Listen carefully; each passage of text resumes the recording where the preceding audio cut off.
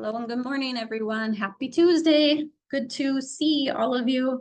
It's raining here. I don't know where you're at, but excellent day to have a good start with positive vibrations and get started with all of the questions that we have for the week. So there are a couple new people joining us today. Those new people, just so you know, you've already gotten your form done. So I know you got that far, so that's great.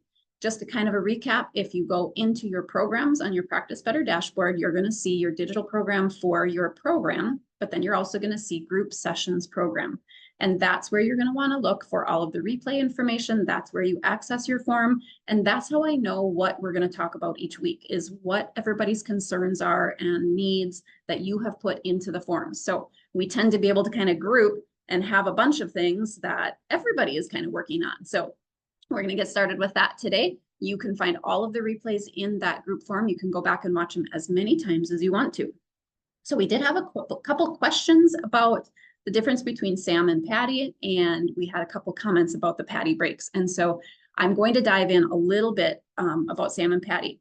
Now, I know you hear us talk about Sam and Patty all the time, because it is so important. The nervous system dictates everything that is going to happen to your physical body, to your emotional state, to your mental state. So even if you feel like you have heard this before, listen in again, because you will hear it at a different level. You will hear something that you hadn't heard before. So just a real quick recap, we call them Sam and Patty. They are scientifically called the sympathetic nervous system and the parasympathetic nervous system. They are two parts of the autonomic nervous system. You have multiple nervous systems in the body. The ones that run up the spinal cord, that are run by your vagus nerve. The longest nerve in the body comes from the cranium and goes all the way down to the sacrum, down to the top of your tailbone. That autonomic nervous system veers off into two separate sections. The one that we call sympathetic, that's the one that most people are familiar with. That is the one that's fight or flight. We've heard that so much, especially if you have anxiety or stress. We always hear about this fight or flight state. And then we have the parasympathetic side. Now, what is key to know about this is you are supposed to live, we are meant to live using this nervous system as the operating dominant nervous system. However, when we have stressors, the car is going to run at you. Sam kicks in, this sympathetic nervous system kicks in so that you have everything it takes to get out of the way of that car.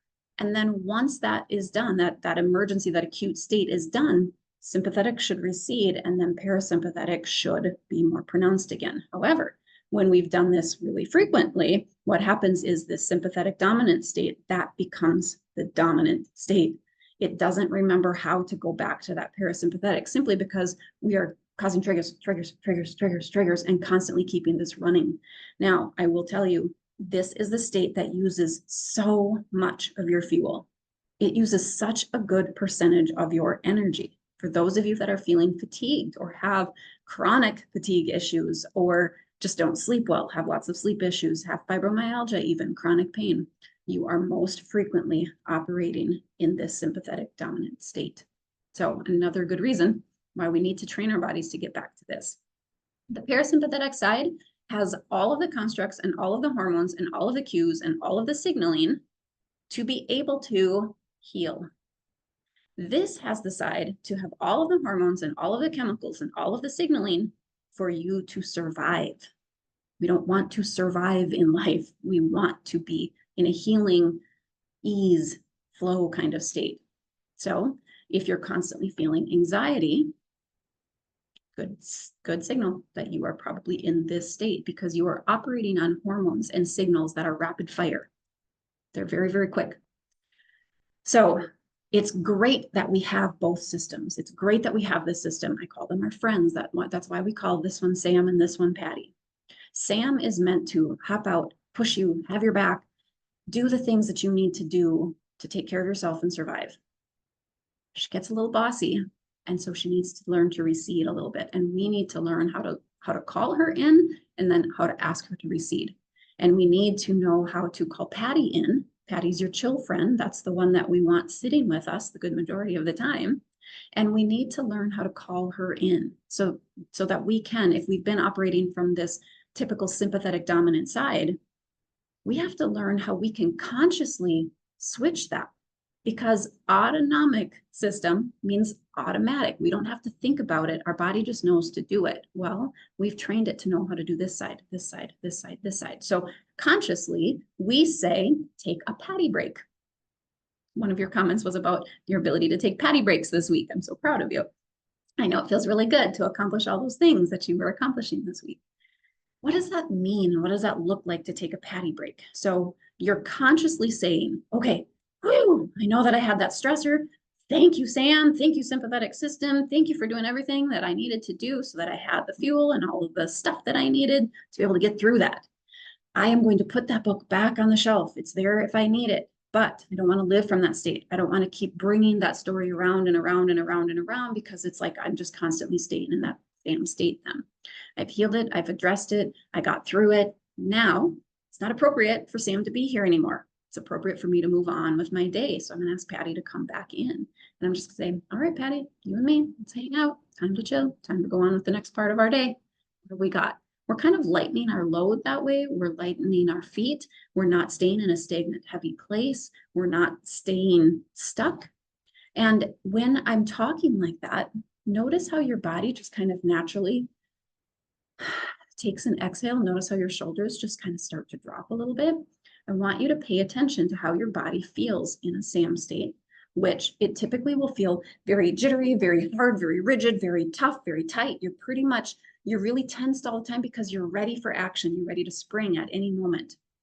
You can feel that there's tension. You can feel that your tummy is tight. Now I want you to consider that Patty state. What naturally happens, I bet you feel your rib cage lower. I bet you feel your stomach relax and it gets much softer.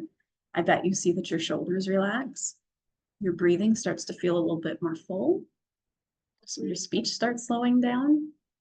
So I want you to practice with that a little bit. What does it feel like when I'm in SAM state? And you can picture a dog's running at me and I'm scared and I'm running. Pretend that's actually happening. And what does your body do in that state? Get to know what you feel like in that SAM state. Now, what happens when you call Patty and what does your body do? Get to know what happens when you're in that Patty state. It makes it that much easier so that you can make that connection and move yourself consciously into that Patty state. You can make that decision to ask Patty to come in. You'll start getting very, very aware. It's like self-biofeedback. You'll start getting very, very aware. If you're like, I feel myself doing this. Oh, interesting. Kind of look around and ask yourself, why am I in the SAM state? Do I actually have something I'm trying to survive from? Do I actually have something running after me?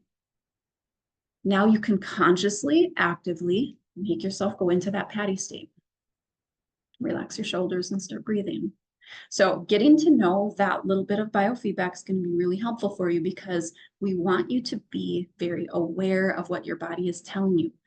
What typically happens when we've got chronic symptoms is that we're very aware of our body. We're very, very hyper aware of all the symptoms. And then we automatically shift into SAM state because we're thinking that it must mean injury, death, terrible things.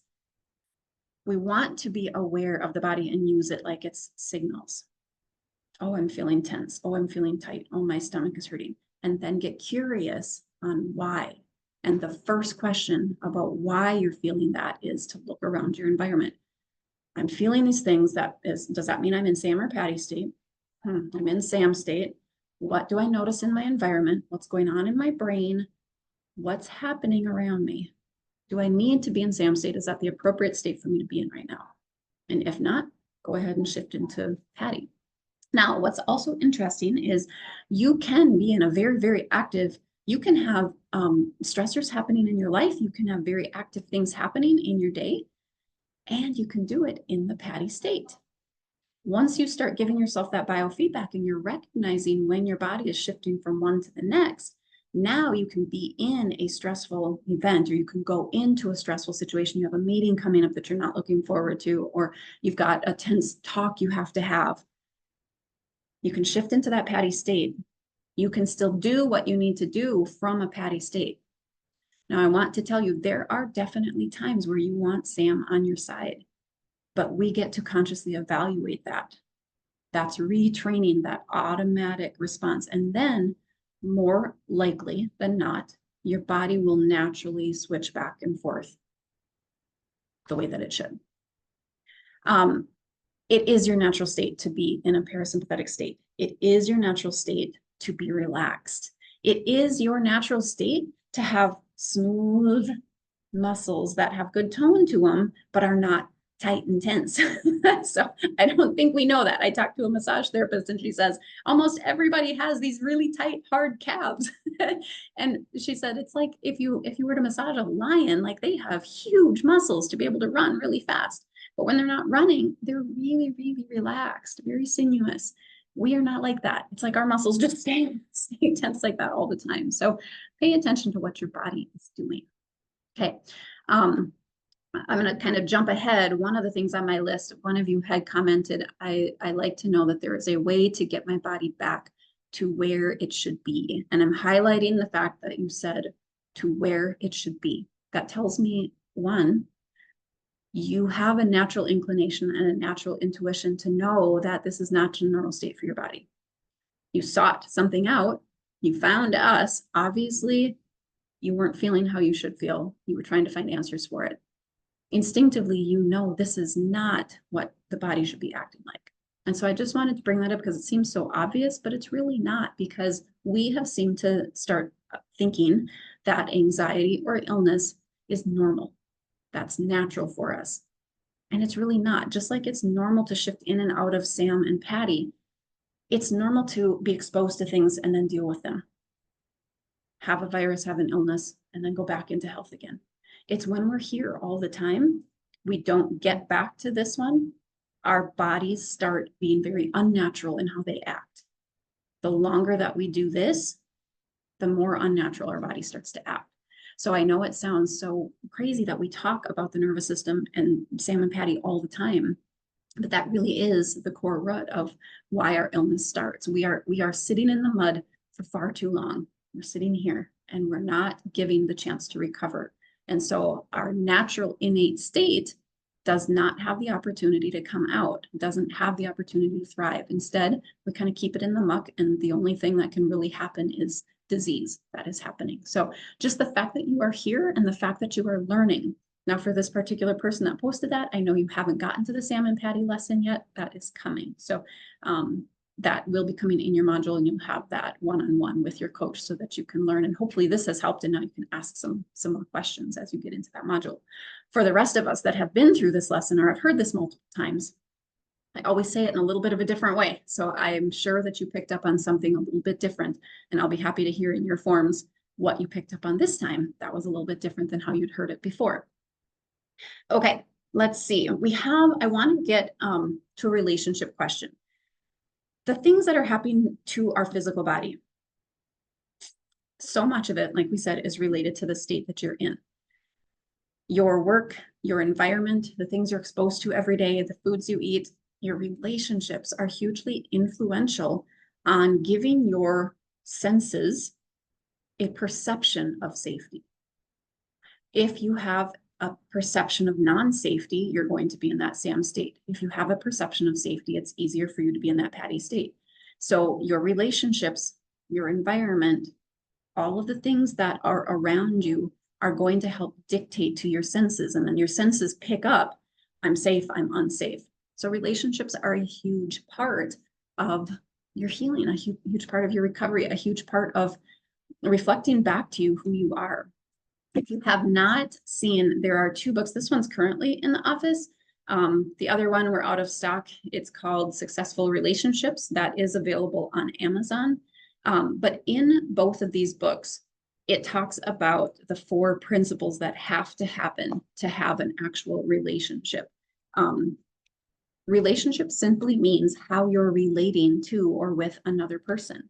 And so to have these principles and have these guidelines will be really helpful. So little spoiler alert, I'm going to tell you what those 4 are, but then check out the book if you want more of an explanation of this. The 4 principles for any relationship is it is mutually beneficial. It is harmonious. There is equal energy exchange, and there is mutual intent for the relationship. So if this is not an opportunity to compare and contrast and then find fault with your partner about what they are not doing. This is kind of a guideline that these really are the principles of what it means to have a relationship. If one person in the relationship has all the power and all the say, it's not a relationship. You're not relating in a very successful way. And so if you're paying attention, the relationship will be beneficial to both parties. And this could be a work relationship. It could be a relationship with your child. It could be a relationship with your spouse. And it's just helpful to take a look at, am I receiving benefit as well as giving benefit? Is this other person feeling that benefit? How can I help myself feel like this is a beneficial relationship? How can I help this other person? It really is meant to be a guideline, a structure for you to look at, not for you to say, oh, yep, my relationship isn't any of these, so I guess it's over. It doesn't need to be that. This is just how relatable is the relationship that you're in. It was not harmonious. The relationship should be harmonious. This does not mean that you're going to live in la la land and feel good all the time. But overall, there should be a harmony, just like how in a music score, there's highs and lows to the music as it progresses through the pages, as it progresses through the song. It's the same thing with your relationship. It's going to ebb and flow. It's going to have ups and downs, but overall, there is a harmony of the two working together. If it feels mostly discordant, and you feel like you're constantly hitting those two keys together and they just never sound good together, if it constantly feels like that, that's your opportunity to look at, how can I create more harmony in this relationship? How can I decrease the discordance that is in this relationship? Equal energy exchange. Now, when we talk about equal energy exchange, it is not about you do this and I do this. I do more than you, you have to pick up the slack. It's not about that. When two people are actually relating well in a relationship, they're figuring out the things that they bring to the table, and they're figuring out the innate things that the other person brings to the table. It's a sharing of energy. And there is really no valuation along with that. It's not like, well, you get 2 points for mowing the lawn and you get 2 points for doing the dishes. It's how each person feels. Does it feel harmonious? Is it beneficial to you that, this person is doing this and this person is doing this? Does it create a sense of harmony and flow in the relationship? Every time that I do something, or I give a hug even, or I share conversation, it is a sharing of energy. Are you feeling that reflected back in your person? Are you feeling like you're able to share the energy from yourself, that you're willing to share the energy from yourself? What kind of energy are you sharing? Are you mostly grumpy and disgruntled? That energy is going to be shared a little bit differently than one that is striving for harmony. That fourth one, mutual intention for the relationship. It's very helpful to know. I once listened to a psychologist say that the majority of relationships fail because there was not a united intention for the relationship, especially in today's world. It's like he's got her career, she's got her career, and the two are so busy, we are going in opposite directions. Even though, the money comes back and we all work on this house and all this kind of stuff, the general energy that goes out every day is for separate strategies, towards separate goals, separate ambitions. And so it's really helpful, even if we must do that because we have different goals, different ambitions, different jobs. What is our united goal for the relationship together? And how are we both working towards that intention for the relationship together? And ask yourself, what is my intention being in this relationship? What am I hoping to give in this? What am I hoping to receive in this? Why am I in this relationship? Why did I start being in this relationship?